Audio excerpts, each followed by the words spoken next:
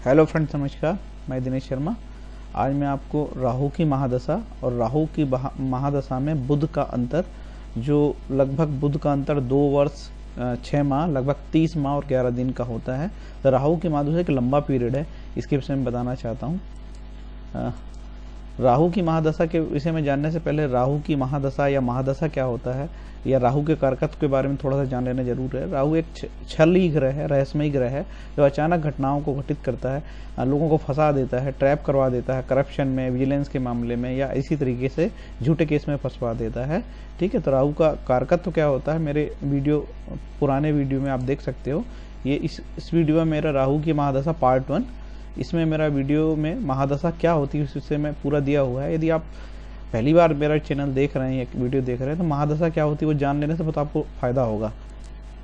इसके पहले कि राहु मैं बुध के बारे में बात करूं, तो बुध का जो कारकत्व है कि बुध किस किस चीज़ों के लिए जिम्मेदार होता है एस्ट्रोलॉजी में, वो जानना जरूरी है। जैसे कि शरीर के मामले में उत्तराभिमुख मुख, त्वचा, गर्दन, खुजली की बीमारी, आत्मसंयम, गुप्तांग, प्रकृति में शिक्षा, गणित, ज्ञान, वाणी, लेखन, ज्योतिष, वाणिज्य, दर्शन शास्त्र, सीलन, गीलापन, भय, नृत्य, भक्ति, इस तरीके से इसके बहुत सारे कारकत्व हैं। आप लोग चाहे तो इसका वीडियो रोक के यहाँ पे कारकत्व को आप देख सकते हैं, इसमें ज़्यादा समय देना ठीक नहीं है।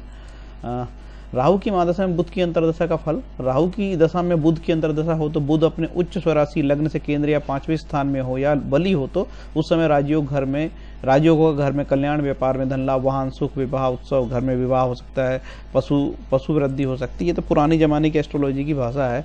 आज आप जो व्यापार कर रहे हैं उसमें वृद्धि हो सकती है, सैया, स्त्री लाभ, मतलब मैरिज हो सकती है, किसी तरीके से महिलाओं से लाभ आदि का सुख होगा, राजा की कृपा और यश होगा। मतलब आप जहां जॉब कर रहे हैं, कोई भी कंपनी का बॉस होगा या सरकारी नौकरी कर रहे हो सकता है प्रमोशन हो जाए या वृद्धि हो, किसी तरीके से आपको लाभ होगा। फ्रेंड्स, इसमें जो ऋषि पाराशर की होरा शास्त्र में है वही मैंने शब्दों का आप एग्जैक्ट यहाँ पे लिखा हूँ, जिससे आपको पता लगे कि क्या ज्योतिषिता में क्या एक्चुअल लिखा है। तो ये जो एस्ट्रोलॉजर है इसको आज की परिस्थिति में डिफाइन करते रहता है।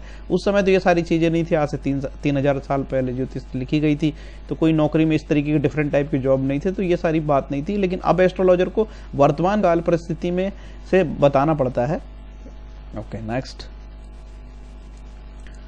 जो मैंने फार्मूला बताया कि यदि बुध राहु की महादशा में यदि बुध अच्छी प्लेसमेंट हो, बुध उच्च राशि को, स्वराशि को, लग्न से केंद्र में हो, त्रिकोण में हो, तो अच्छे फल वो देता। देखिए मैंने ये केंद्र स्थान बना रखा है। यदि बुध, ये मैं मेष लग्न की कुंडली में आपको उदाहरण से बता रहा हूँ, हर एक लग्न की कुंडली में अलग अलग बात होती है। ठीक है, ये मेष लग्न की कुंडली से मैं बता रहा हूँ।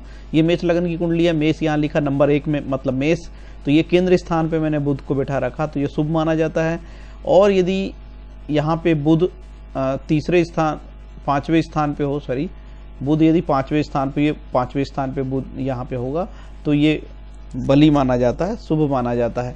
ठीक है, तो ये 5वां स्थान पे मैंने बैठाना, यहाँ बुध शुभ माना जाता है। और या बली हो तो ये बली देखने के लिए ग्रह की अवस्थाएं होती है, मुदित अवस्था में है, सुप्तावस्था में है। ये एस्ट्रोलॉजर का ये सबसे जटिल काम होता है, और ये बारीक बारीक इसकी प्रेडिक्शन तब एस्ट्रोलॉजर बता पाता है कि ग्रह की वास्तव में कैसी दशा है। तो ये बली जो वाली बात है, इसके लिए बहुत सारी स्टडी करनी पड़ती है। तो ऐसी यदि स्थिति में आपका बुध होगा, निश्चित रूप से अच्छे फल देगा। राहु की महादशा में बुध की अंतर्दशा। बुध यदि सब दशापति से केंद्र में 11वें, 3रे, 9वें, 10वें भाव में हो तो शरीर में आरोग्य, इष्ट सिद्धि, पुराण इतिहास आदि का श्रवण। पहले जब आदमी बहुत पॉजिटिव होता था, ये देखिए अधिकतर ये सब चीज़ें जो लिखी हुई है एस्ट्रोलॉजी है, राजा महाराजाओं के लिए लिखी हुई है, गरीब आदमी के लिए नहीं थी ये। तो अब झोपड़पट्टी का आदमी, किसान आदमी, गरीब आदमी, अब वो एस्ट्रोलॉजी का फायदा लेता है। लेकिन सही मायने में एस्ट्रोलॉजी जो गरीब लोगों की, राजा महाराजाओं की लिखी गई थी, तभी तो ऋषि पाराशर कहते हैं कि शिव की सोने की मूर्ति बनाना। वर्तमान समय में शिव की सोने की मूर्ति कोई बना नहीं सकता, ये राजा महाराजाओं के लिए। तो हम लोग ईश्वर के नाम ले सकते हैं, ईश्वर की प्रार्थना कर सकते हैं और अपनी ग्रह शांति कर सकते हैं। हम वैसे उपाय नहीं कर सकते कि हमारे पास धन नहीं है। यदि आपका ये सारा कुछ पॉजिटिव हो रहा है तो ऐसी स्थिति में पॉजिटिव होगा। ये बुध यदि दशापति से या केंद्र से 11, 3रा, 9वें, 10वें भाव में हो तो मैंने राहु, जहां आपका राहु बैठा होगा वहां से आप कुंडली बना लीजिए। जहां जैसे मान के चलिए कि मेष लग्न की कुंडली में राहु यहीं बैठा, तो आप ऐसे बना सकते हैं। और यहां से देख लीजिए आप 11वें भाव में, 4थे भाव में, 7वें भाव में, ये केंद्र स्थान पे है ना, 3रे भाव में और 10वें भाव में, यहाँ बुध बैठा रहेगा, ये केंद्र में या तीसरे भाव में, 11वें भाव में या 10वें भाव में, तो बहुत शुभ होता है। ऐसी स्थिति में रिजल्ट बहुत पॉजिटिव आएंगे। यदि आपके रिजल्ट बहुत पॉजिटिव आ रहे हैं तो आपको लोगों की और मदद करनी चाहिए। जैसे आपको लिखा है कि पुराण इतिहास और श्रवण विवाह, अब आप यदि कोई बहुत बड़ी पुराण नहीं करा सकते, उसमें 9-10 लाख रुपए का खर्चा आता है और रिजल्ट भी कोई आना अच्छा नहीं है, उससे क्या मिलेगा? हो सकता है आप बहुत अच्छे, जो ऐसे बंदी जो कंप्यूटर नहीं जानते हैं उन लोग को, आप कंप्यूटर का एक्सपर्ट है तो कंप्यूटर का ज्ञान उनको करवा दीजिए। भारत में कैशलेस व्यवस्था, उसमें कोई सहयोग कर दीजिए। हमारे देश में टूटे फूटे स्कूल है, गरीब बच्चे पढ़ते हैं, उसमें कोई बिल्डिंग का छत बनवा दीजिए। लाखों रुपए पुराण में खर्च करोगे तो उससे कुछ फायदा नहीं होने वाला। आप 24 घंटे भी पुराण बांटो तो उससे देश को कोई फायदा होने वाला नहीं है। तो आप इस तरीके से कैसे राष्ट्र के विकास में कुछ आप जिम्मेदारी तय कर सकते हैं और अपने राष्ट्र के विकास में निर्वहन कर सकते हैं। 10 लाख की पुराण करने से वो जो पुराण करने वाला पूरा पैसा समेट के जाएगा और वो कोई टैक्स तो देता नहीं सरकार को, किसी को टैक्स नहीं देता।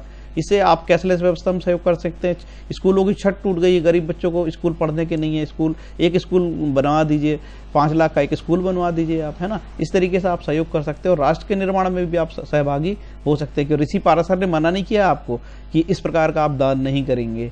ऋषि पाराशर ने तो बोला है कि नग नगीनों की बात के लिए मनाही है, नग नगीने नहीं है, टोटके नहीं है, टोटके की ऋषि पाराशर ने मनाही किया है। बुध यदि, ये तो हो चुका है। अगला फॉर्मूला ये है, बुध यदि 6, 8, 12 में हो तो शनि से युक्त हो तो दृष्ट हो तो उस समय देव ब्राह्मणों की निंदा, भाग्यहानि, मिथ्या भाषण, दुर्बुद्धि, चोर, सर्प, राजा से भय, कुल मिला के नेगेटिव की बात की। तब जब आपका जो बुध है लग्न कुंडली से या राहु से 6, 8 या 12वें भाव में हो, देखिए मैंने लिखा ये 12वें भाव, 8वां भाव, 6वां भाव, और ये शनि युत है। यदि बुध शनि के साथ भी होता तो नेगेटिव करता है। ऐसी परिस्थिति यदि हो रही है तो उसके भी उपाय हैं, आपको जरा सा भी इसमें टेंशन लेने की जरूरत नहीं है। देखिए, बुध यदि लग्न से द्वितीय सप्तमेश हो तो अपमृत्यु का भय। अब ये स्थिति तब बनेगी जब सिंह लगन की कुंडली होगी, और ये सिंह लगन की कुंडली है और बुध जो देखिए यह मार्केश हो गया द्वितीय स्थान पे, है ना। ऐसी स्थिति में भी जो है उन्होंने लिखा है कि अपमृत्यु का भय। अपमृत्यु से मतलब है मृत्यु तुल्य कष्ट होता है, मृत्यु नहीं होती, हर मामले में मृत्यु नहीं होती, किसी मामले में हो सकती है, तो थोड़ा कष्ट ज्यादा होता है आपको। तो ऐसी स्थिति में उन्होंने लिखा, ऋषि पाराशर ने लिखा, शांति, इसके ग्रह की शांति के लिए विष्णु सहस्त्र नाम का जप आप स्वयं करने के लिए कहा है।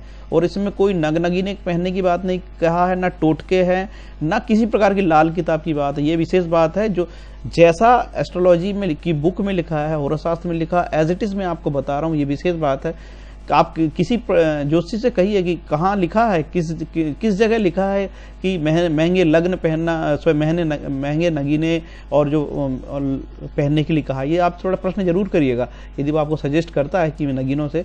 ऐसे मोती पहनने से मन की शांति होने लगी तो पूरी दुनिया मोती पहन के मन शांत कर सकती। मोती पहनने से मन कभी शांत नहीं होगा, ना आपका गुस्सा मूंगा पहनने से होगा। ये सब फालतू की बातें हैं। आप तो भगवान का जप करिए और लोगों की हेल्प करिए, दान करिए तो उत्तम होगा। दूसरा, वृषभ लगन की कुंडली में बुध मार्केश होता है। यहाँ देखिए, ऐसी स्थिति में भी बुध यहाँ मार्केश है और ये आपकी राहु में बुध की दशा चल रही है, वृषभ लगन की कुंडली है, तो अब आप विष्णु सहस्त्र नाम का पाठ करिए और खुश रहिए, बहुत मजा आएगा आपको। दान के लिए सरकारी स्कूल मैंने बताया। और यदि आप गलत काम में इन्वॉल्व होंगे तो निश्चित रूप से ग्रह नाराज होते। अरे गलत काम में आप रहोगे तो आप ग्रह क्या नाराज होंगे, आपके घर वाले नाराज होंगे, आपकी जहां रह रहे हो आपका गृह नगर के लोग नाराज हो जाएंगे, पड़ोसी नाराज हो जाएगा। आप टैक्स चोरी करोगे तो सरकार नाराज हो जाएगी, तो आपको पनिश तो मिलेगा।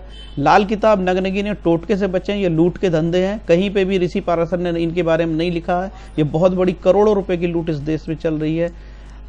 कुल ये और आपको यदि ऐसी कोई प्रॉब्लम आ रही है राहु में बुध की दशा, तो कई उपाय, विष्णु सहस्त्रनाम, शिव सहस्त्रनाम, महामृत्युंजय जप, गुरु प्रदत्त मंत्र, स्वाध्याय, धर्म करना, पठन, रामायण, गीता, भागवत पाठ, हनुमान चालीसा, सुंदरकांड, जो आप कर रहे हैं वो भी कर सकते हो। प्रतियोगिता वाले जो छात्र हैं वो कम से कम ये सब पाठ में इन्वॉल्व रहे, अपनी पढ़ाई ज्यादा करें। गरीब व्यक्ति को कोई दान देने की जरूरत नहीं है, वो केवल भगवान का नाम करे, विष्णु सहस्त्र नाम का पाठ कर ले।